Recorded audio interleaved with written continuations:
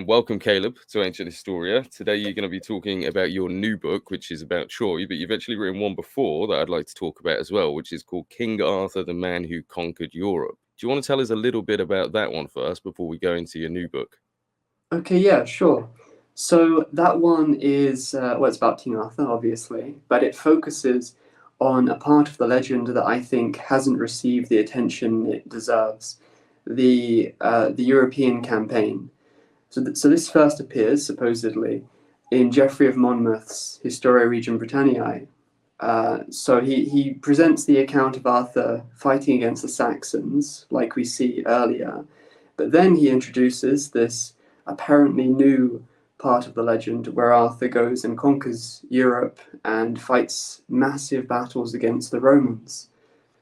And that's often just dismissed as pure fiction, but I didn't think that made any sense. And I was exposed to the research of Wilson and Blackett because my dad is very interested in their research. So I learned about their explanation for it. And I thought that made a lot of sense. And I looked into it a bit more, to make sure it made sense really to me and I wasn't just accepting what someone else was saying. And I didn't think their explanation made complete sense. I thought it was a good start, but when I looked into it myself, I could see some connections which worked better than the connections that Wilson and Blackett were presenting. So to me, I thought a slightly alternative explanation that based on the same basic principle would work better. So I decided to write a book about it. And what's the main difference there? Because obviously for people that might not know, the Wilson and Blackett hypothesis is that King Arthur is this kind of amalgamation of two separate Arthurs, one being the son of Magnus Maximus, and the other obviously being from the Myric line. So these two characters, 200 years difference, being conflated together by historians. This is 600 or so years later that Geoffrey of Monmouth is writing from the events of what we'd say Arthur II was, presumably 6th century.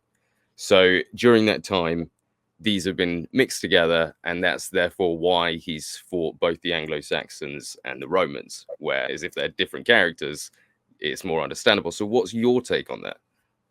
Well, I agree with that basic principle. Where I disagree is the way in which so just to explain first, so the earlier Arthur, the Arthur figure is Androgathius. So he is recorded in Roman records as leading the armies of Magnus Maximus. So he's identified as Arthur the First, or the theory goes that he's conflated with the later 6th century Arthur. So I agree with that. Where I disagree is the way in which his activities led to the specific legends. So, for example, the first thing that he did basically in 383, during the start of Magnus Maximus's usurpation, was to fight against Gratian, and he ended up killing him. Gratian was the recognized Western Roman emperor at the time. So Androgathius killed him. And Wilson and Blackett identified that battle as the final epic climactic battle of the legend that Geoffrey of Monmouth described, where there's this big war between Arthur's forces and the Roman forces, and then the Roman leader ends up dying. So that was their identification. I didn't think that made sense because that's the very final event in Geoffrey of Monmouth's account of Arthur's European conquest, whereas Androgathius defeated Gratian right at the start of the campaign into Europe. So that's why I didn't think that made sense. What happened with Gratian wasn't a very big battle. It was just a little skirmish, and then most of Gratian's forces switched sides, and then Gratian fled. And then Androgathius chased after him and then killed him, not in a battle, but in a personal one-to-one situation. So in the Arthurian legend, when Arthur comes over to Europe, essentially the same thing happens. He meets Frollo, the Roman ruler of Gaul. There's this little skirmish, but then most of Frollo's forces switch sides. Frollo flees. Arthur pursues him, and he ends up killing him in a one-to-one situation. And so then later, the campaign develops, there are more events, and then there's this final battle. So I identify that final battle not as the defeat of Gratian, but as an event much later in 388, so 5 years later. So to me, that scenario makes a lot more sense, because Wilson and Blackett never really explained in detail how each historical event involved in Magnus Maximus's, could take over for the Western Roman Empire. They never explained how each event corresponded to each event in the legend. So I didn't think that that was a very satisfying explanation. So that's why I presented this different explanation. But it's the same basic principle that Andrew Gathius was the Arthur the First, conflated with Arthur the Second in the 6th century. But it's just the way in which I link the historical events to the legend that's different. Yeah, that's really impressive. Because I mean, I would agree that in my reading of Wilson Blackett, I haven't finished all their work, but so far I'd say they definitely do focus on 6th century, because obviously that's the Welsh one that they've got more records for themselves. And I would say they're a little bit anti-Roman as well. So I don't know if there might be a little bit of something there. But what was the general reception to your release of that book? Because obviously that was in 2019, right? Yeah, that's right. Yeah. So, well, I mean, I was young and naive at the time. I'm still young and somewhat naive, aren't I? But I was kind of hoping that a lot of people would find it convincing. They'd be like, yeah, that's a great explanation. I mean, it has some good reviews on Amazon, but it's not like it's shocked the market or anything. I mean, Hasn't broken any paradigms yet. it hasn't, not yet, but I'm still working on it. Well, I mean, I have my YouTube channel, also TikTok as well, where I try to, talk about things related to King Arthur and then link to my book usually at the end. So, I'm still working on promoting it. Yeah, I'll bring up your channel on the screen as well during editing, so people can go over and subscribe. You've also written some articles, I noticed, is it on Digital Collector? And you've written quite a few different articles, very interesting niche stuff. You've done Irish, Roman. What's your favorite topic aside from these two that you've obviously written a book about? Well, I don't really have any particular passion for a historical time period as such. I just like looking into the origins of myths and legends, where something seems like, oh, that's fictional, or, that's larger than life, and then seeing what the real explanation is. So, we find that kind of thing, myths and legends in any time period. I mean, I quite like Robin Hood, although that's a bit more complicated to look into, because once you start getting to that later medieval period, there are hundreds and hundreds of records, if not thousands. So it's very difficult to look into that. So the more ancient era, it's somewhat more manageable in terms of the quantity of records. So yeah, any kind of ancient Mediterranean or British era where there are lots of legends, I like looking into, seeing if I can work out the truth behind the stories. Yeah, because we all like to imagine that there is truth to something, don't we? I mean, that's why so many people to this day believe there are dragons, because we want to, don't we? The stories tell us that something was there. And I think this kind of this notion that we blow things up into legends from myths, which then discredits the original story. So you view this thing, like you say, as ludicrous. King Arthur to many would be seen as fanciful. This kind of rogue British knights riding through for some reason barren wastelands of Britain, fighting off people, saving princesses, kind of thing. And obviously that's because it became romanced during the Norman period, wasn't it, when these stories kind of left Britain and were introduced to Europe, correct? Mm-hmm. That's right, yeah. And then it really blew up into all sorts of, I mean, you read it and it really does seem very fanciful. I think fanciful is the best word for it. And so because these famous elements of the legend are most well known through these fanciful tales like Merlin, the Knights of the Round Table, things like that, people automatically think, well, that can't have any historical basis. That's just absurd. And they've generally treated Geoffrey of Monmouth's history as not something to be trusted in the academic world, even though most of his sources would seem to be based on Nennius and earlier things. Yeah, well, I actually find it really interesting comparing him to Nennius, because when we look at the one part of their historical accounts that we can really assess properly, which is the Roman era, because we have lots of records, contemporary records and inscriptions from the Roman era, we can really analyze quite well how accurate or not they are. And when we compare Geoffrey of Monmouth's account of the Roman era of Britain with Nennius's account, and we account for the fact that his record is a lot more detailed. So when we shrink it down to the same level of brevity as Nennius, we see that his account is actually more accurate in almost every single instance. You know, a lot of people say, well, he was just taking the Historia Brittonum and just expanding it with his own imagination. But that would lead to the conclusion that he took that source, embellished it, and then accidentally made it more accurate in the process. Which is ludicrous. Yeah, exactly. Yeah, so it's very interesting because obviously these Nennius, I think, is the earliest source that I could so far find for this mention of the Brutus legend. But obviously it must be earlier than that. Yeah, that's right. Yeah, so I believe I've traced a hint of this legend back to about 300 BCE. So Diodorus referred to a traveller from that era who went in the direction of the British Isles, and he referred to a place called Hyperborea. Now, this place name, Hyperborea, it appears elsewhere in Greek records, but usually it's placed north of the Black Sea. But it's quite a generic term. Hyperborea basically means beyond the north wind. So it's not always used in reference to the same place.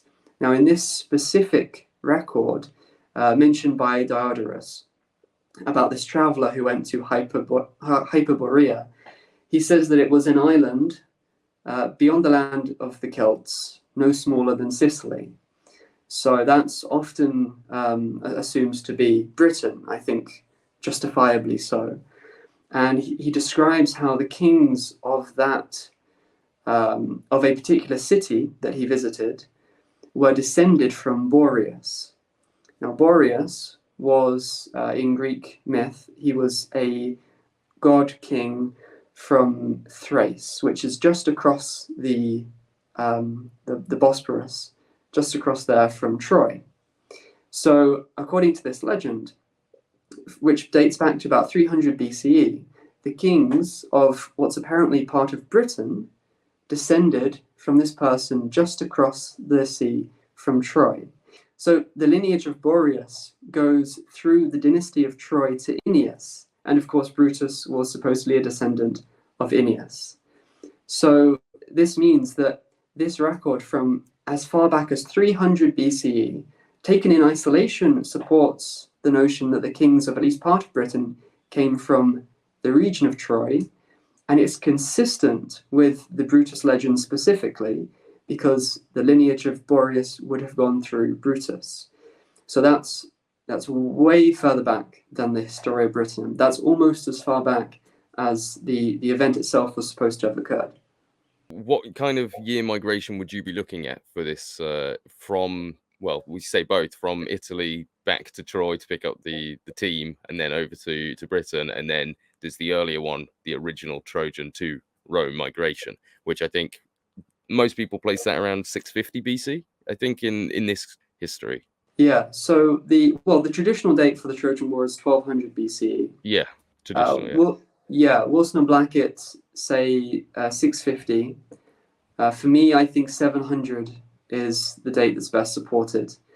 Okay. And then 500, I would say that's when Brutus went to Britain. So I think that's the same as what Wilson and Blackett say.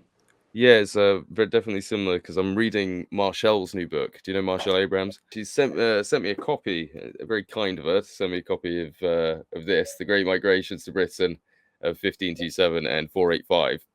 And the first part of the book is dedicated to Brutus, and the second part is dedicated to Albine and the earlier migrations. So yeah, you would agree with that then, around 500 BC, because she says 485 for that migration back. So just for everyone that doesn't know, so the story is the Trojans were obviously in Troy, the war happens, and at some point either all of them or half of them flee and they go to Italy and they settle in the areas which are kind of modern day Tuscany. That's right. Yeah. So basically they found the Etruscan civilization.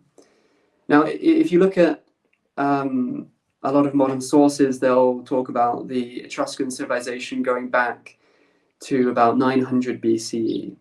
That's also referred to as the Villanovan civilization or the Villanovan culture. So that for a long time that was considered separate from the Etruscan civilization, and the Etruscan civilization was considered to have started in about 700. These days, because of evidence of archaeological continuity, it's considered that Villanovan civilization should be considered part of the Etruscan civilization. But for me, I think, well, this is just a game in terminology. It doesn't really make any substantial difference. The point that I'm making isn't when did the Etruscan civilization start. I mean, who cares what you call the Etruscan civilization? The point is, in 700 BCE, we see a major shift in Etruria. We see the arrival of a lot of influence from Anatolia. We see, for example, the sudden emergence of monumental tombs used by the elite class, evidently, which share major similarities to the monumental tombs used in Anatolia at that time. So, regardless of whether you consider the previous era the same civilization, that's not the point. The point is, in 700 BCE, we see clear evidence, I would say, of an arrival from the area of Troy into Etruria. So that supports the legend of the Trojans and their allies migrating to Italy just after the Trojan War.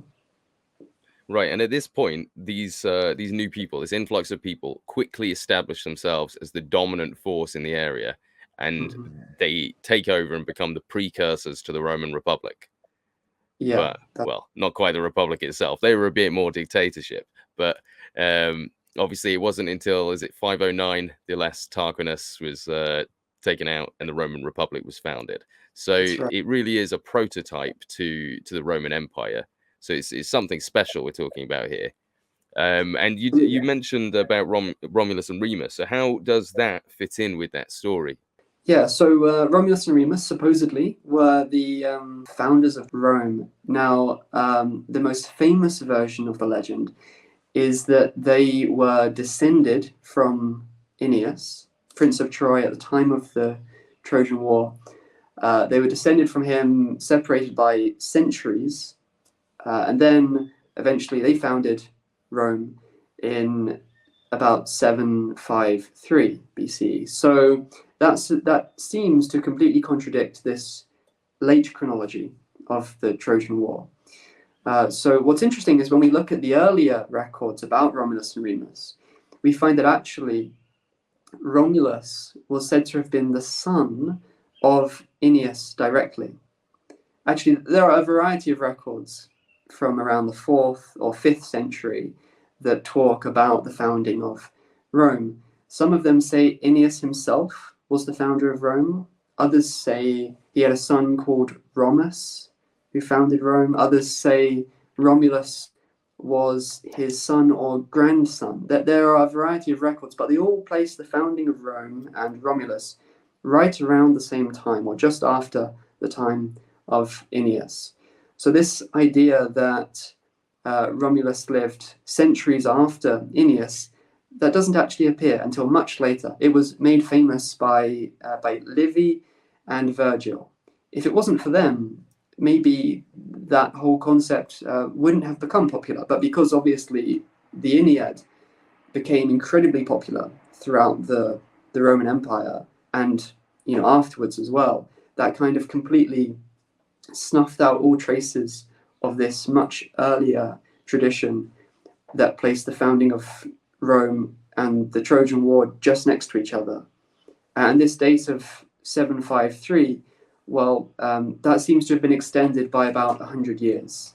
When we look at the archaeology, we find that some of the supposed activities or the productions of some of these early kings of Rome actually happened about 100 years later. For example, Numa Pompilius was said to have constructed a building called the Regia, I'm not sure how you pronounce it, but it was an important building in Rome. And when we look at the archaeology, that was founded in the last quarter of the 600s, whereas the conventional chronology would place him in the last quarter of the 700s, because he came after Romulus. So it seems that this chronology for the kings of Rome has been extended a little bit.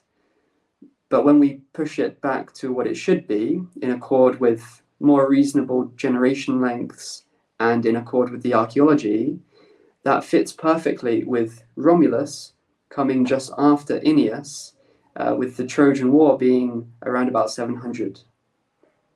So in that chronology, then they did found the original Rome. Yeah. So these guys have gone over after the Trojan War, founded Rome, and then how many years after are we talking for Brutus coming? A few generations. So Brutus would have been born maybe around the middle of the 500s. And then, like you said, 509, that's the date for when he expelled the last of this line of kings. And then he founded the Republic. Right, so you believe they're the exact same Brutus, the founder of the... Because I know some people believe that this is separate, isn't it? That there's a Brutus that goes to Britain and a Brutus that obviously founds the Roman Republic. Yeah, well, if you believe the Trojan War happened in 1200 BC, as far back as that, and Brutus came just a few generations later, then, he's separated by centuries from Lucius Junius Brutus, the founder of the Roman Republic. But when we look at the earliest available records about Brutus in British legend, we find that he, for one thing, in the Historia Brittonum, he's explicitly called a Roman consul. It says, Britain was named after Brutus, a Roman consul. And then later, it refers to Brutus being the first to hold the consulship. So obviously that's Lucius Junius Brutus. The Historia Brittonum isn't a smooth narrative account like Geoffrey of Monmouth's version. It's a collection of various different traditions. So we see a few contradictions in the account. And so one of the contradictions is there's an alternative genealogy provided for Brutus. So it still goes back to Aeneas, but a few generations later we see Numa Pompilius, and then a few generations after him we see Brutus. So Numa Pompilius is widely agreed. Well, he was one of the early kings of Rome, and this record, this tradition about the lineage of Brutus explicitly places Brutus several generations after him. So he chronologically fits Brutus, Lucius Junius Brutus, the founder of the Roman Republic. And also the detail about him being a consul also fits. And interestingly, in the history of Griffith ap Cynan, which comes from, I think, the century after Geoffrey of Monmouth wrote, but it preserves an earlier version of Bruce's lineage, his descendants rather. It calls him a prince of Rome. Now, there's only one Brutus in history who's recorded as being a prince of Rome, and that's Lucius Junius Brutus. And when we also combine the fact that the Historia Brittonum calls him a Roman consul, well, there's definitely only one Brutus who has ever been a prince of Rome and a consul of Rome, and that's Lucius Junius Brutus. I suppose that might make more sense because I seem to remember hearing a reference that Julius Caesar was aware that Britain had been founded, well, not founded, but this portion of Britain had been kind of founded by Brutus, and he viewed it as part of the Roman Empire, therefore. And I think, well, that would fit, wouldn't it? Because if it was an earlier Brutus, why would Julius Caesar kind of care? But if it's actually the guy that founded the Roman Republic and then he's gone to Britain, you could see why Julius Caesar would be like, well, that's ours. Because, the guy that founded our republic literally went there the same year or, a few years later. Yeah, and there's also records from the 1st century thereabouts that mention how, actually, I think it was Julius Caesar himself, there's a record of him pointing out that one of the tribes of Gaul was their brethren. And in the Brutus legend, he's also said to have stopped off at Gaul and founded some cities there before he went to Britain. So it makes sense that his descendants would also have partially, settled in Gaul as well as in Britain. So the fact we find this reference to brethren of the Romans in Gaul is also consistent with the Brutus legend. Right. So let's just quickly talk about Brutus's life. As he's born, and doesn't he? He's killed his mother in childbirth. Well, he doesn't kill her. Doesn't come out with a knife, but she dies in childbirth. And then he does actually accidentally kill his father, supposedly with a bow and arrow hunting. And there'd been a prophecy about him saying he'll kill both his parents. So when he accidentally shoots his dad hunting with his bow and arrow, everyone goes, "Uh-oh, that's the second parent. Prophecy's come true. We need to kick this guy out." And supposedly then he goes to Troy, or back to Troy from Italy. Yeah, that's well, the thing about him, the prophecy about him being a prominent person, because there are actually two different versions. One says that he would be a terrible person. The other says he would be a prominent person. I think that the prominent great person prophecy is the one that is more likely the original, because it doesn't make sense to be a mistake in the account, whereas the other one makes more sense that some later scribe would have corrected it to that, because the account then goes on to talk about how he killed his parents. So logically, the prophecy should have described him as being a terrible person. So I think that it makes more sense that that was the correction that some scribe made, whereas the original, which doesn't make sense to be a correction, is the version that talks about him being a great person. And that doesn't really make a lot of sense within the narrative of the Historia Brittonum, hence why I don't think it was a correction. I think that's the original. In Roman records, it talks about how when Lucius Junius Brutus was a youth, he went with, I think it was his uncle, the king, if I'm not mistaken, and also the king's sons or other nephews, don't remember exactly. They went to this oracle to hear some interesting prophecy, and the oracle foretold that the one of them who kissed their mother would grow up to be something like the greatest person in Rome, something like that. Very similar to the wording used in the Historia Brittonum about Brutus. And Brutus, in these Roman records, it said he pretended to stumble onto the ground and kissed the ground, the earth, viewing the earth as like the symbolic mother of everyone. So we find in these Roman records this prophecy that supposedly applied to Brutus about him becoming this great person in Rome, which is very similar to the prophecy we see in the Historia Brittonum about Brutus. So I think that's where that part of the legend came from. So this other thing about him then going to back to Troy, that's another place where I diverge from Wilson and Blackett.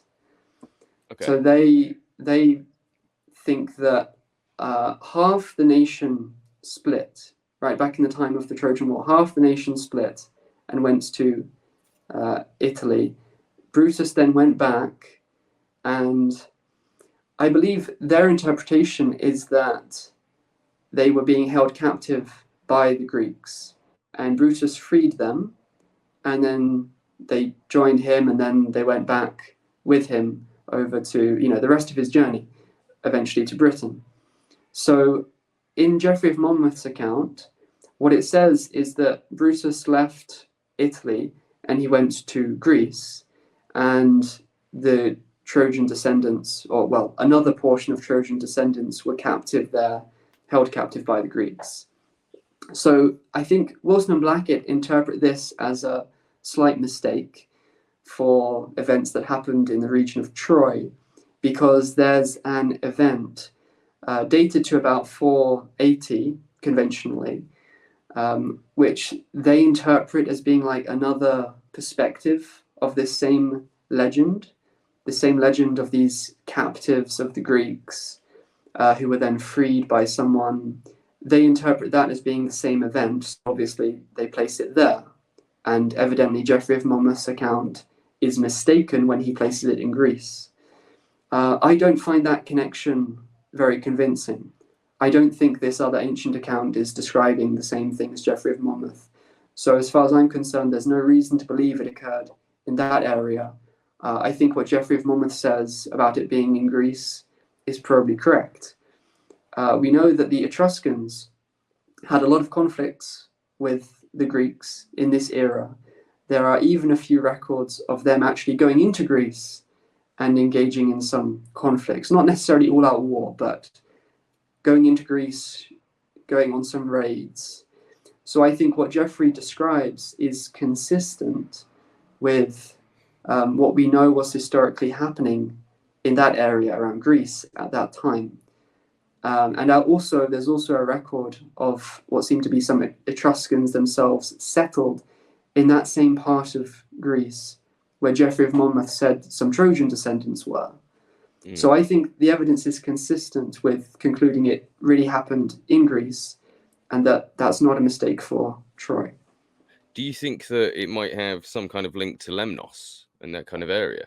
Because I know that there was a genetic link as well shown to be consistent from the area like Tuscany today. And it's also found in Lemnos, and it traces back to Anatolia. In fact, even the Tuscan cattle, genetically, they are from Turkey. So, yeah, I think Lemnos comes into it. Although, again, this is another thing where I have a different perspective on it from Wilson Blackett's perspective. But I think it comes into it. So, their view is that after Brutus freed the Trojan descendants in the area of Troy, he then went on his migration back towards the west, and he stopped off at Lemnos. And then there's the Lemnos stele, or stela, however you say that, which they interpret as something that was set up by Brutus. So my conclusion is a bit different. I think that the island that Geoffrey referred to as Brutus stopping off at after freeing the Trojan descendants was Lefkada, not Lemnos. I think it was Lefkada. And he describes how Brutus found a temple or a statue of Diana. I think it was a temple of Diana he found. And then Diana supposedly appears to Brutus in a dream, and then tells him about Britain, and then he continues on his journey. Now, interestingly, on Lefkada, now remember first, Diana is the Roman name, so we should really be looking for Artemis.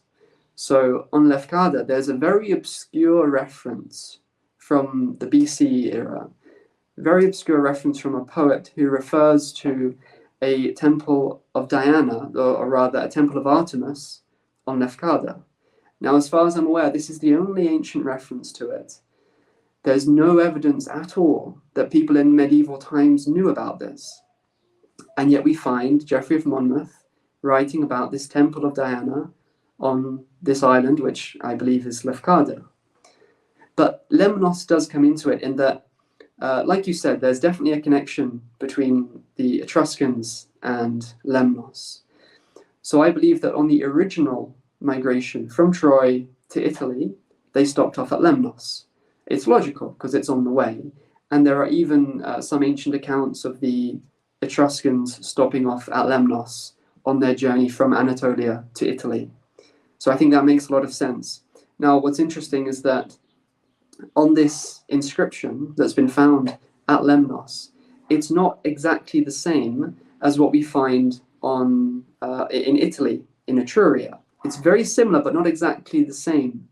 And one expert on the Etruscans said that the dialect there seems to be removed from the main Etruscan dialect by several generations. Now, this stone is dated to about, the late 500s. So if it's separated from Etruscan proper by several generations, that means the split would have happened several generations before the late 500s. So I think that's consistent with this migration in about 700. Yeah, so they split off, and then we find a trace of that several generations later. So that's how I think Lemnos you're convincing me. Okay, well, I hope so. No, you are, trust. It's very good. I'm enjoying the different perspectives on it, because obviously it's when you have only one person talking about something, it's very easy to just accept that as the kind of the new dogma and say, okay, well, this is how it works. So to have these multiple perspectives, because one thing I was actually going to ask you about is have you made any references to somebody called King Tyrsanos in your book? The forefather of the Etruscans. Yes. Is that? No, not specifically. Marcel's book, she was talking about how half of them in Lydia supposedly were suffering from some kind of famine, and the king says, right, half of you are going to take lots, and half of you are going to go, and half are going to stay. So they do that, and he sends his son as the leader of these people, and they become known as the Tyrsenians or Tyrrhenians to the locals, and like you said, the forefather of the Etruscans, which would match that migration. And Marshall puts that to around that period. So yeah, it's great. Yeah. Well, I mean, it's difficult sometimes to think, well, was this person a real person, or were they just a fictional, like a stand-in with the name of the nation? You know, like a fictional eponymous founder. I mean, I think the migration really happened. Obviously, whether he specifically was a real person, I don't know. But there are some records that place him at that time, the time of the Trojan War. So I think the timing and the event are right. Whether he was a real person or not, I don't know. Yeah.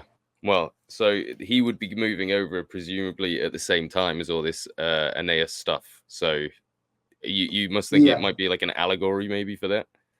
Well, I think, yeah, I mean, maybe, well, what I think happened is that after the Trojan War, it wasn't just Troy that suffered. It was all of Troy's allies as well. And not just because they were participating in the war, but also we know, I think even the Iliad itself refers to the fact that the Greeks were attacking the territory of their allies, the Trojan allies. So by the time the war ended after 10 years, it wasn't just the Trojans who were in a really bad state, it was their allies as well. And also in that final year, there were loads of these allies who had come right up to the gates of Troy to help them, you know, in this final epic final year of the battle where, you know, both sides are all together. So when Troy fell, it wasn't just the Trojans who had a reason to want to look for another home, it was also their allies. So we've got the Pelasgians as well. There's a record of them migrating from that area to Italy as well. Well, like we said, the Etruscans too. So supposedly they came from the Lydians. The Lydians were another one of the allies of Troy. So we've got a whole bunch of people apparently led by Aeneas, because the Etruscans seem to have viewed Aeneas as their founder. Aeneas was the main founder, and obviously each one of them, the individual allies, would have had their kings or at least leaders in some sense. There was, as well as this king that you mentioned, Tersenius or something like that, there was also a Tarchon, who's also mentioned in association with him. Sometimes I think he's presented as his brother. Now he might have been a real person, I think. I think he's more likely to have been a real person than the other one, because his name isn't anything directly associated with the Etruscans, so there's no reason to have invented his name. And he also occupies this position as the leader. This Lucius Tarquinius, do you say? Not, well, he comes into it. The name is the same, Tarchon. Yeah, I mean, the name stays, I think, for the entire Etruscan generation, doesn't it? Yeah. Yes. So in Virgil's account of the events involved in Aeneas after he arrived in Italy, he refers to Aeneas as having an associate, an ally called Tarchon. And I think the events, the description of what he was involved in is actually a conflation of two Tarchons, one of them being the later Lucius Tarquinius. There were two of them. He was the earlier one. I think that was the later one, Superbus. Okay. A conflation of him with someone who was actually a contemporary of Aeneas, also called Tarchon. So I think he may well have been a real person. Perhaps he was the leader of the Etruscans at that time, and he came over with Aeneas. The other person who has the actual eponymous name of the Etruscans, I think he's less likely to be a real person, but like I said, I can't be sure. Okay, so let's get this chronology right. When they leave, they've left Rome. Brutus has gone from Rome, and he's gone and picked up his Trojans in Greece. You say so, and then they've gone to the Yeah, island where he's established the temple to Diana, or found a temple to yeah, Diana, found the and temple to Diana. yeah, and then he's had this dream to go to Britain. But at what point does he establish the Roman Republic in this? So presumably he has to go to Rome first and do that, and then go to Britain. Well, so in my understanding of events, I would say actually this quick expulsion from Italy, according to the British legend, it didn't happen like that. So I think that this idea that he killed two close family members is actually a very distorted memory of the fact that he killed his two sons. This actually is something that Wilson and Blackett mentioned, although it's a fairly obscure detail, so I think most people don't really know about it. But in the King Arthur conspiracy, they suggest, and I agree, that this legend of him killing his two close family members, his parents, is a very distorted account, very distorted memory of him killing his two sons, which is what we see in the Roman accounts of Lucius Junius Brutus. So I think that what's happened in the Brutus legend is that it's a very distorted, condensed account. He actually founded the Roman Republic first, and then we've got this account of a conflict, a war between him and the other Etruscans, because he himself came from an Etruscan dynasty, but this other group of Etruscans were fighting a war against the Romans, and eventually he is killed in this war, supposedly. But these records come from 500 years after the fact. So I think that what happened then is that he was driven out of the country, and so that was then remembered later as him dying, because he left. He's gone. He's gone now from Yeah, our he's dead to perspective. us. So dead to us. Yeah, that's it. So then that's when Okay. then he went away, and being driven out of his country, he just had to find his own way in the world, and that's why he went on the journey that he did. Well, I suppose you could hypothesize, it would be complete conjecture, but you could hypothesize that the Romans had something against him to kind of change that history if he has been kicked out like that.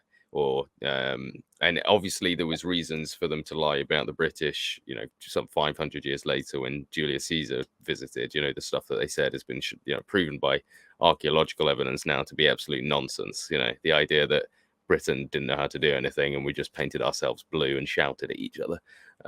Yeah. There's an interesting point though. Can I just mention, because I think some of the viewers maybe at this point are thinking, well, hold on there. You said these records come from 500 years later, so we can't really trust them. But we could say the same thing on an even greater scale about the British records of Brutus not dying in Italy and going on this migration. Well, to that I would say, remember what I said earlier about the earliest records of the founding of Rome attributing it directly to Ennius. And it's only in much later times that we see this idea that he was separated from the founding of Rome by many centuries.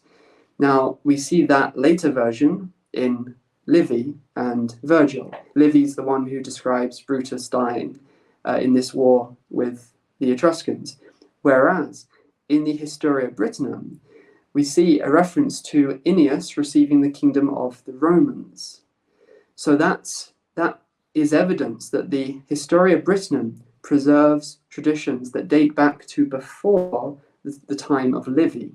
So there is active reason to conclude that the information in the Historia Brittonum may well be more accurate than Livy. I mean, that's a good point to make. Can we trust any historical sources though if we use that kind of idea of if it's a few hundred years since we can't trust it? Because once we get into secondary sources, I mean, even scientific data, they'll say somebody's personal experience is like the worst type of evidence. Listen, even the police will say ask 5 people what they've just witnessed at a car crash and you'll get 5 different versions of events. Yet we have to build a historical narrative based on those same things, and hearing it from a primary source, written in a diary, that's considered like the best evidence you can find. So it's quite, I don't know, it works against what you'd think, isn't it, really? trying to figure out Yeah, what's real and what's just somebody's imagination. Because I could write in my diary right now, Harry Potter visited me today, and then my diary could be found in 500 years. That doesn't mean that it happened. that's true. Yeah, I mean, we've got to work with what we have, haven't we? You know, and if those are the sources we have, then well, we've got to work with them as long as they don't contradict any better sources like archaeological evidence. Yeah. So when Brutus leaves, he leaves his Diana Island, which he says, sorry, I've forgotten the name. Would you? Lefkada. Yeah, so Lefkada is Lefkada. just next to Greece, just next to the area of Greece where Geoffrey seems to place this account. So I think it's a very logical next stop, and the name seems to work as well. And how does he migrate, and what's the route? So I think that the Geoffrey of Monmouth describes Brutus as going on this journey basically all across the coast of Africa, and that seems to be a mistake. That seems to be drawn from something that's found in the Historia Brittonum. Now, I know what you're going to say. I said earlier that his account was more accurate than the Historia Brittonum, so he didn't base it off that. Yes, true, but evidently the source that the Historia Brittonum used, the source that Nennius used, which was earlier, may well have found its way into Geoffrey of Monmouth's account. So Nennius describes how there's this migration separate to the Brutus migration. I think it's the Irish, if I'm not remembering wrong. The Irish go from Egypt, eventually to Ireland, obviously, and he describes how they went on this migration along the coast of Africa. Now, when you read it with the details, it's clear it's a land migration. But in that account, he mentions Brutus. He's just giving a time reference. He just says this happened when Brutus was ruling over the Romans. But if you read the account without being careful, perhaps you could mistakenly think that Brutus was involved in that migration. So I think that's what led to that part of the migration being included in Geoffrey's account of Brutus going from Greece to Britain. So that part of the account, I don't think that has anything to do with it, especially since, as I said, if you look closely, it's clearly a land route, not a sea route. So if we strip that away, then what we find, especially comparing it with Nennius as well, we find is that he went from Greece to Lefkada, and then he went to the Tyrrhenian Islands on the other side of Italy. And we know that there were Etruscans living there. So what we find so far is that he would have gone to the places where there were Etruscans. So it makes sense. At the moment, there's nothing unusual at all, actually, about Bruce's activities. He's an Etruscan with other Etruscans going to places that there were Etruscans. So nothing unusual so far. Then, supposedly he left the Mediterranean and went up around into Gaul. So at that point, I think that's where archaeology reveals some interesting things. So, like I said, so far you've got archaeological traces of the Etruscans everywhere Brutus was said to have gone. Now, when we go beyond the normal realm of the Etruscans, we find on the southern coast of Gaul, I'm not going to try to pronounce the French name, but near where the Rhone River empties into the Mediterranean, there's what appears to be an Etruscan settlement. And this isn't just my conclusion. There's a lot of evidence of the Etruscans being present there. And the conclusion among archaeologists is that this may well have been an Etruscan colony. Now, obviously, it's assumed that was for trade. And, maybe Brutus had that in mind. But I think that this is a trace of Brutus's account, of Brutus's migration, rather. Now, at this point, I'm slightly in doubt as to what happened, because there are also some traces of the Etruscans further along. If we look along the coast of Gaul, down through Spain, right through to the Strait of Gibraltar, we find traces of the Etruscans from this same time period, 500 BCE. Now, obviously, some of that could be through trade.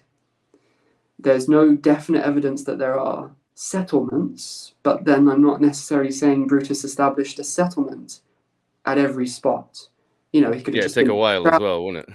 Yeah, And you'd have to exactly. keep hemorrhaging your people, all right, another 20 of you stay here and build something. Exactly, yeah. So the evidence isn't definitive that he went there. It could be attributable to trade, but it could be traces of his migration as well. And then from the Strait of Gibraltar, there's no more evidence of the Etruscans right around the coast of Spain and Portugal and the western coast of France. There's no trace of him there. But then inside Gaul, around the area, well, let's say Paris roughly, we find the Latin culture emerge, which seems like this sudden emergence of a fusion between, let's say, the native Celtic culture and lots of Etruscan elements as well. So I think that's evidence of Brutus's arrival. So the exact route, I'm not sure. I'm pretty sure that colony on the southern coast of France, I'm pretty sure that is a trace of Brutus's migration. It's from exactly the right time. But from there, he could have gone round the coast. Maybe when he got to the Strait of Gibraltar and he learned some things from the Phoenician traders there, because they were really focused there, the Phoenicians. Maybe he learned about the really good tin sources in northwestern Gaul. So maybe that's why he decided to just go straight there and bypassed the rest of the coastland. And there is a record from, I think it was Diodorus again, of in the era when the Etruscans ruled the seas, which would match Brutus's time.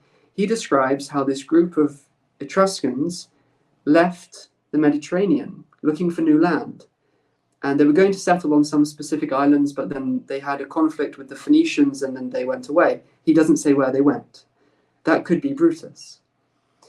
On the other hand, from that colony in southern Gaul, he could have gone straight up the Rhone Valley into Gaul. That was the way that I think I've heard it the most, and it kind of stuck with me as like the route that it would take, just based on kind of boats. But I mean, I'm not a maritime expert by any means. Well, But I just was I. I was wondering, you've got a lot of people, you're going around, and I would think going out of the Strait of Gibraltar and up would be maybe a little bit more difficult than just taking your route to a coastal city and then moving up inland.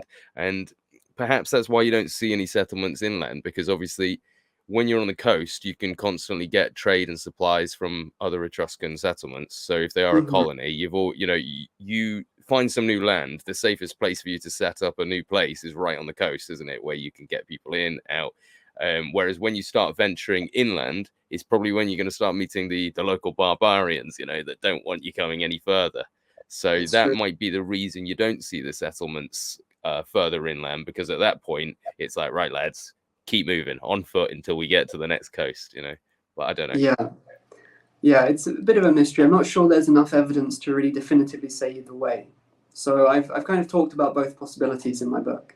And is the connection to Rhaetian evidence that they've moved up towards Switzerland? That's an interesting mystery. I'm not sure that has anything to do with Brutus. I think maybe that it was a migration that occurred from the Etruscans, but earlier, before Brutus's time, perhaps not long after they arrived in Italy. I'm not sure. I haven't looked into that enough to be able to say for sure. And isn't the references to Brutus killing giants in Gaul?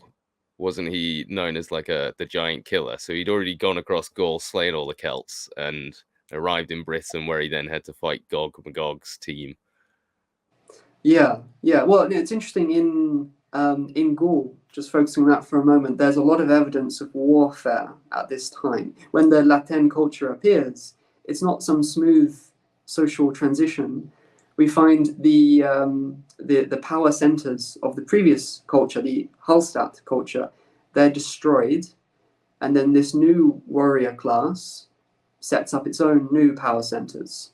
So there's a lot of evidence of warfare, which I think is archaeological traces of Brutus's conflict with the local Celtic tribes. We've migrated across Gaul. We can't agree on how they've done that, whether they've gone around the coast or if they've made a land migration. All we know is that they appear, you said, around Paris. Yeah, roughly. I mean, I could be more specific, but I don't want to mess up my terrible French pronunciation.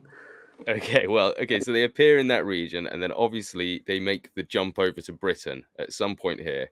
And in Britain, where do they land? Well, it seems, again, I'm basing this on archaeology. Geoffrey of Monmouth says that they landed in Devon. I'm not sure if they did. I mean, archaeologically, what we see is in Gaul, when we see the emergence of the Latin culture, we see these chariot burials in square burial, not exactly mounds, but square burial sites. We see these chariot burials, which are very unique. And so in Britain, just after that, in the early 400s, we see this same thing. And we see them in as far north as Scotland, in Edinburgh, and we see them primarily in Yorkshire. That's where they're most famously seen, in Yorkshire, but aerial photography has shown they're seen quite far south as well. I think it was Barry Cunliffe, who's an expert on the Celts and on early Britain. He suggests, because of this evidence of a chariot burial in Edinburgh, he suggests that perhaps the earliest arrivals, the first generation immigrants, he says, they were spread quite widely, but then it was only in a fairly small area where this tradition of chariot burials was maintained. So I think that makes sense, although the area in which it was maintained, I think, is probably larger than just Yorkshire. Like I said, aerial photography has revealed that these spread further south than previously believed. So it seems like they were primarily in the east of the country, although we do see Latin artifacts spanning quite a large area. I think from Northumbria to, I don't remember, somewhere like around the start of the West Country, that kind of thing. We see this spread of Latin-style artifacts, but it's only right on the eastern coast where we see these chariot burials. So probably that they spread over quite a large area, but I would imagine it was mainly in the east where they were focused, at the start at least. So that's where we see this chariot tradition preserved. So they probably took the same pattern that the Germanic invaders took then, arriving in this southeast, and then it seems to be, yeah. Yeah. So then how long do you think it takes for them to establish themselves as, like, the king of Britain? Because there must have been people already living there. Was this a peaceful transfer of power, or was it warfare? Well, there's some evidence of warfare at that time. I mean, it's difficult to say, but certainly by around 400, or by the 300s at least, we see chariot burials quite well established in Britain. So I'm not aware of substantial evidence for warfare. There is a little bit, but I'm not aware of substantial evidence for warfare at that time. But then people could say the same thing about the Germanic invasion. And yet the evidence from more contemporary records is clear that there was a lot of warfare. It could be that they simply didn't focus much on destroying settlements.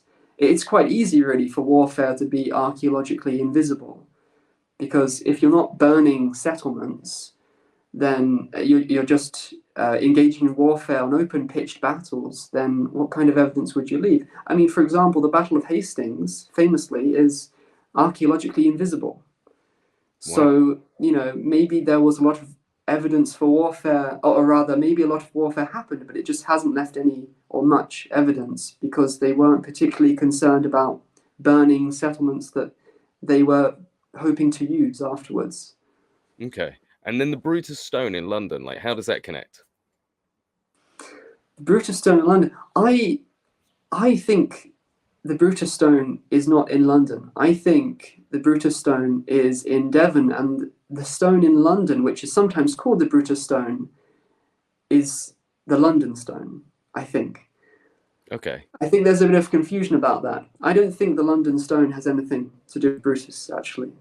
So do you not think that the connection between like Trinovantium, Nova Troia as in New Troy, is something there? Maybe. I don't know. I mean, it could be. So the earliest records about the Trinovantum tribe actually place them somewhat north of London, and London and that whole area is actually the territory of the Catavalloni tribe. So I'm not sure if maybe the ancient records, well, the British records about Trinovantum, the place, are actually in reference to somewhere else, not Okay. London. Possibly, not sure about this, but maybe actually it was their capital, maybe Camulodunum in Colchester, possibly, but then it was misinterpreted as being London. Just a possibility based on where their territory was in the earliest records. Unless they were in London and then pushed out by the time the Romans started talking about them, maybe, but I'm just speculating here. And then Brutus, his line essentially stays king of Britain all the way up until the Roman invasions from when Claudius goes to Rome. From Rome, Yeah, sorry. yeah. Well, I mean, it's difficult to say. That's the claim, but sometimes, well, what we see quite a lot is that these genealogical records aren't always strict genealogical records. Sometimes they're king lists. Sometimes Yeah. someone is called ap someone else when actually they were just a successor. So, it's really impossible to know actually whether his line really did continue. Yeah, plus other people might insert their name to give them that legitimacy to their line and say, well, I was Yeah, the son of that guy. It's fine. exactly. Yeah, it's not uncommon at all. So once Brutus is in, does like the Etruscan marker leave anything genetically in like our population today? Quite possibly. Yeah, there was a study, I think it was in 2018, that found that there was this, so a long, long time ago, there were these, I think they're considered to be Neolithic people in Britain who were then replaced, or basically entirely replaced by Bronze Age people. And then in the southeast, what we see at some point in the BC era, probably, what we see is the re-emergence of this Neolithic DNA. And so the researcher who conducted this study suggested three possibilities. One is that the Neolithic people weren't completely wiped out and that they then re-emerged. Obviously, I'm not talking about cavemen, but the people who are called the Neolithic population, they re-emerged there in the southeast. Are these the kind of the dolmen builders? Or is this? I'm not sure, actually. Because I think dolmen buildings probably they date them around before the pyramids, but around that period, 2500, 3000 BC, I reckon. So Okay. would that be the period you're meaning? Possibly, not sure. I think when they were replaced by the Bronze Age arrivals, it was around about 1800 BCE, Okay. I think, something like that. But I'm not sure Yeah. how far back they're considered to have extended. But yeah, so they re-emerged in the southeast. That's one possibility. I don't think that's very likely because the southeast, I think, is the last place where you would expect them to have survived and then thrived, because the arrivals would have arrived there. So that's surely where they would have been stamped out the most. Another possibility is that this is evidence of a Celtic migration to Britain. Another possibility mentioned by the researcher is that this is evidence left by the Romans. So I think it's kind of like a combination, we could say, between those second two.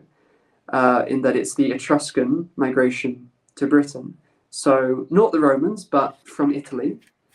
And, well, the Celtic migration to Britain, that's what I consider to be Brutus's migration.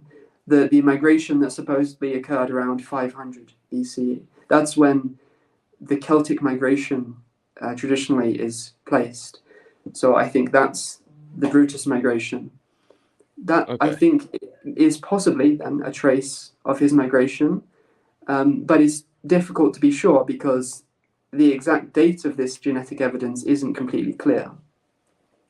So, in your opinion, why has this story not been accepted by academia? Because I think it's Wilson and Blackett say that up until 16, 1700s, it was common knowledge that the Brutus was everyone's ancestor. I think it was Edward the First back in 13, 1400 something that said that yeah, we descend from the Trojans. Officially saying it in Parliament, which you could say he was lying. But why has this? Why has this disappeared? Is it just because of the whole Joffrey of Monmouth, Troy didn't exist thing, so it must all be nonsense? Or is it something deeper than that? For me personally, I think it's just because it comes from records so far after the fact, and you've got this thing with the date of the Trojan War. So, when you're looking at evidence for something in an era in which it didn't happen, obviously you're not going to see evidence, are you? I think personally that if the date of the Trojan War, or at least the date of Brutus's migration, if that was widely recognized as being in 500 BCE, I think it would be far more common to accept this evidence, because I think, regardless of what the later legends say, there's a good archaeological basis to say that some Etruscans went to Gaul and established themselves there. At the very least, what's accepted now is that there was a strong cultural influence, but you could make a good case for an actual settlement of an Etruscan elite class. That's really clear in the archaeological evidence. And then the evidence for a migration from Gaul at that time or just after to Britain is already widely accepted. So I think if the date of Brutus's migration was widely accepted as being in 500, the archaeological evidence would just jump out at people. It would be really common to accept it, I think. Okay. And do you think that extends back further? Because obviously, yeah, it's been a long time since the event, so things have been lost to history. But do you not think that the Romans themselves were already showing um, a kind of a hatred towards the British and their own histories, as shown by like Julius Caesar and the things that they said about the British afterwards? So is this something that's been systemic in Roman history to constantly discredit the entire Brutus story that's then come back in the 1600s, or is it just chance? I don't know, possibly. It's not an angle I've looked into very much, although I do know that there was one Roman writer, I think it was Lucan. He referred to the fact that the Arverni, which was a tribe in Gaul, they claimed descent from the Trojans, but they weren't really descendants of the Trojans. So he referred to this claim, but he didn't believe it. He said it was false. So perhaps something similar Yeah. happened with Britain. Is it kind of like a superior race kind of thing? Like, no, you're not from the Trojans, we're from the Trojans, you know? Maybe. But Maybe. do you think there's been a historical bias towards non-Roman sources? Because if I get the feeling that if this was something that was more available, especially in the kind of the Catholic accepted historical sources, then it would be something people just said was a no-brainer. Brutus went to Britain. Yeah, maybe. I mean, I think what's happened is that, well, the first example that comes to mind is the Celtic metalwork that we see in Gaul. So the Latin culture, again, we see this amazing metalwork, especially with gold and other things, but gold in particular. They were very, very talented, and now it's widely recognized for how impressive it is. But this is fairly recent.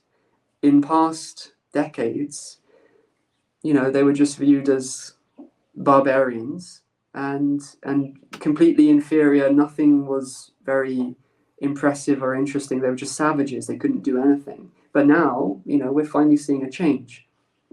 I think you could say the same thing about the Scythians, though, as well, couldn't you? Because they're kind of described as barbaric nomads, but then you look at Scythian gold, and that is some of the most impressive metalworking ever. So so it's thousands of years old, 3,000-year-old pieces of gold that look like they were made by modern day means. They're so impressive, and Mm-hmm. to Roman sources, everything beyond the Danube, everything beyond their defensive line was just the lands of the barbarians. you know. Yeah, that may well have something to do with it. And especially when you think how fast Rome spread across Germany, and obviously Trier becomes a very important political center for Rome. So you've got to imagine there must have already been some kind of something going on up there. They didn't just walk up there and go, "Oh, this would be a great place to have a huge city."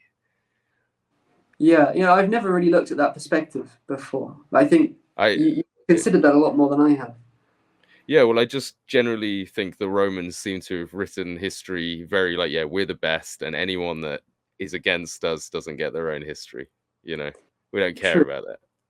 Yeah, and But it's a shame because the Romans took a lot more records than than a lot of other peoples. Like the Britons, for example, didn't write much in terms of stories and things, and the Celts as well in Gaul. I mean, they wrote some things, but generally it wasn't narratives. So we don't really have their perspective on events and their own and history. our climate doesn't really fit for the storage of long-term paper anyway, and things like that, does it? True. Because Yeah, we're very very moist country, so yeah, things tend to degrade a lot quicker. But exactly. I mean, Yeah, that's why we have the documents that come from Egypt and stuff that can just survive in the sand for thousands of years because there's just no moisture to even touch it. Whereas, true. Yeah. It's a shame yeah, we're not like Egypt in that sense. yeah, well, that's why the only evidence for things like Colburn, are found etched into stones. We don't have True. those documents. Yeah, we don't have the the piece of wood that they were supposed to have been inscribed into. I mean, that would be proof positive that they existed, but the very thing that you're trying to establish existed is not the kind of thing that would survive. Yeah, exactly. I mean, I take it that you believe Colburn is not a forgery by Iolo Morgan. I think if he forged it, he accidentally created something that we can see did exist. Yeah, it'd be So I like think so. finding Tolkien's Elvish language written on stones from thousands of years ago, wouldn't it? And being like, Yeah, oh. that kind of thing. Well, so we have had you for almost an hour and a half, so thank you very much, and you've really explained the Brutus story to me. I hope everyone goes and gets a copy of your book, which is the Trojan Kings of Britain: Myth or History, and that came out, is it in April of this year? That's right. Yeah, April. Yeah. Okay. Well, unfortunately, I haven't had a chance to read it, but I will try and grab a copy once I've done with Marshall's book, and I'll do a comparison. Okay, that's great. Have you got anything you want to plug, like your channel or? So on YouTube and TikTok, I regularly post videos, short and long, with a lot of things that are in my book, but also a lot of things that I haven't written about anywhere. So well, not just things I haven't written about, but things which, as far as I'm aware, no one's presented before. Like, for example, Geoffrey of Monmouth says that Bishop David, Saint David of Wales, was the uncle of King Arthur. So how does that work with the Athrois son of Myrig theory? As far as I'm aware, I'm the only person who's actually offered an explanation for that, and that is on my channel. So yeah, the Britain's Hidden History people will definitely get a nice perspective. It incorporates Alan Wilson's work in a really respectful way. You disagree with a lot of things, but obviously he was a massive, and so was Baron Blackett, a massive influence on your work, because both of your books have been based on things that they've written about. So clearly there is a huge influence there. Definitely. What would you say about their influence? I would say that I think they were on the right track with a lot of things. I think they did a really good job in bringing back into the limelight a lot of theories from past Welsh writers that just kind of fell into obscurity, like this thing about Lancelot being Melgan Gwynedd. That's not an original theory from Wilson and Blackett. That's from at least the 1800s. And they didn't claim it was their theory, but they brought it back into the limelight and allowed a lot of people to learn about theories which unfortunately never really got much attention at the time. And also they have a lot of good theories of their own as well. Yeah, if anyone hasn't seen their books, you should definitely try and get them, because in the very near future, I can see them becoming rare relics. Because unfortunately, Ross Broadstock, who is the one in charge of getting them all reprinted, he passed away. And I know his family are still continuing to keep it going, but you don't know how long that'll last, because obviously it was him who was really interested. He was doing the correspondence with Allen and Barham, and he had all their notes and stuff. So that is going to be a huge loss to the community in regards to their research. So everyone needs to pick it up. And would you have any advice for anyone that's sat there thinking they want to write their own book after hearing this? That's a good question. Something I found really helped actually was debating with people on forums, because it allowed me to see the perspective of other people. What kind of objections do I need to overcome? What haven't I thought of? So I found that very helpful, actually. Yeah, and to do that without getting banned from Facebook. That's the aim. If you get banned from Facebook, you're arguing the wrong way. Absolutely, yeah. Right, and before we go, what's next for you? At the moment, I don't have another book lined up. I have some ideas, but not sure if I'll ever go through with them. At the moment, I'm focusing on my online writing, so my articles for The Collector that has a lot of King Arthur content, other 6th century content. I'm also working for a website called Timeless Myths, which at the moment, if you go on it, there's no new content, hasn't been for ages, but it's got a new owner. There's going to be a massive redesign and everything. So I'm writing a lot of content for that, a lot of it based on King Arthur and other 6th century stuff. So that's what I'm focusing on at the moment. So look out for that. That's awesome. I'll bring up a link on the screen as well for everyone that wants to check that out. So thank you so much for coming and having this conversation with it. It's been so interesting and I was blown away by how easily you were able to just rattle off facts. And I'm hoping everyone else enjoyed it. They definitely need to go and grab a copy of your book, both of your books, in fact, if they want to see your perspective on Arthur as well, because like you said, the European side of his ventures is definitely not touched on enough in the Wilson and Blackett stuff. They mention obviously how he appears in certain churches across Italy, remember when Arthur took over Milan kind of thing, but yeah, you don't really hear in depth about that stuff. So that's going to be a really interesting and different outlook on the Arthur the One story. And then the Trojan stuff, I think, is really important, because as a nation, we need to start accepting that we didn't just pop out of the ground when the Romans arrived and start doing things. And there's a lot more in Britain that you can be proud of. We have our own kind of Egyptian monoliths. They're not that great. They're just big stones, but they're still awesome. They did amazing things. And a lot of the placement of these monoliths is more important than the actual mounds or the things themselves, because a lot of them appear to be on ley lines that, we argue may or may not exist. A lot of them are in very strange positions with magnetics. There's one in South England where if you go inside, your magnet doesn't know where north is. So there's lots of strange things, that the Neolithic people definitely were in touch with.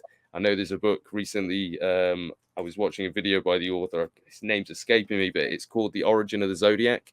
And he works off Wilson and Blackett's theory of the mounds. And he's puts forward this theory that the actual zodiac was originated in Wales, and he goes into the star maps of North Wales and stuff like that. So there's just so much there that you wouldn't know about if you stop at the Romans. Absolutely, yeah. And I hope to have you on again soon in the future to talk about some other stuff. If there's any other topics you'd like to get into, we can do another hour and plug it. It'd be great. That would be good. Thanks very much for having me. I enjoyed it. Yeah. Thanks, Caleb. Bye-bye.